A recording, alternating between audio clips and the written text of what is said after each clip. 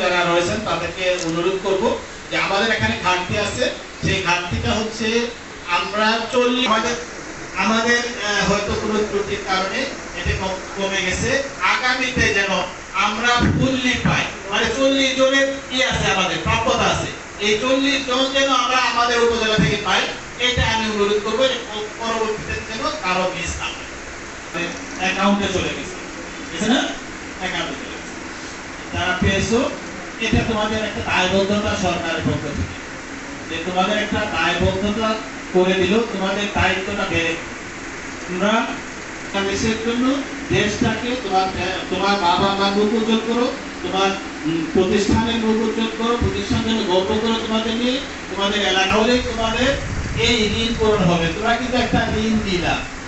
আসলে আমাদের প্রত্যেকটা শিক্ষার্থী, তোমরা জানো কিনা যে সরকার তোমাদের বাবা মা যে টাকা তোমাদের পিছনে সরকারের যায়, সরকারের টাকা বলতে কোনো টাকা নাই, সরকারের টাকা মানে জনগণের টাকা। জনগণের ভ্যাট ট্যাক্স, গরিব কৃষক শ্রমিক মজদুর সহ সবারই আছে, হক আছে। তাহলে এটা তোমাদের কাছে একটা ঋণ হলো।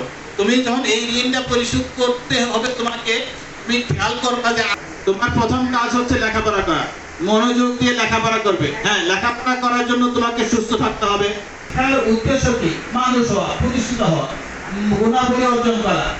এখানে লেখা আছে, যে পাশে লেখা আছে যে মানুষের যে মানুষের মধ্যে ইতিবাচক পরিবর্তন আসে। আজকে শিক্ষার্থী আগামী নেতৃত্ব, এই গুণাবলী অর্জন করতে হবে। এই গুণাবলী অর্জন করার জন্য লেখাপড়া যখন এখন করতেছো, এখন থেকে আস্তে আস্তে তোমাদের এই ধাপগুলো অতিক্রম করে চরিত্র গঠন করতে হবে, মানুষ হতে হবে, মানবিক গুণাবলী অর্জন করতে হবে।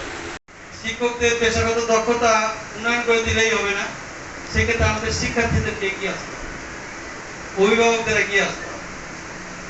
শিক্ষক, অভিভাবক এবং শিক্ষার্থী এই তিনটি যদি সমন্বয় না হয়, তাহলে গুণগত শিক্ষা নিশ্চিত করা সম্ভব না। আজকে অনেকেই খুব সুন্দর সুন্দর বক্তব্য দিয়েছে, শিক্ষার্থীরা বক্তব্য দিয়েছেন, শিক্ষক থেকে দিয়েছেন, সাংবাদিক দিয়েছেন। সকলের বক্তব্যের মূল জিনিস হলো নিজেকে শিক্ষিত হওয়া, শিক্ষিত করা। এই শিক্ষিত ভালো পরিবেশ থাকতে হবে, সচেতন অভিভাবক থাকতে হবে, ভালো শিক্ষা প্রতিষ্ঠান থাকতে হবে, শিক্ষকের সহযোগী থাকতে হবে, এবং এই সব কিছু হতে হবে পজিটিভ। এগুলোর মধ্যে যদি জ্ঞান থাকে, তাহলে কিন্তু আমরা যেটা টার্গেট করছি সেটা টার্গেট ফুলফিল হবে।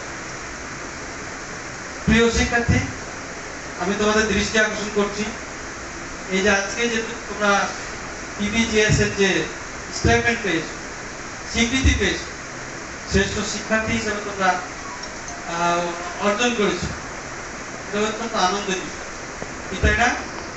আনন্দ অনুভূতি কেমন ছিল? হ্যাঁ, ঈদের দিনের মতো খুবই আনন্দ ছিল। কিন্তু সেই আনন্দ এখন তোমাদের কি করতে হবে? সাস্টেইন করতে হবে।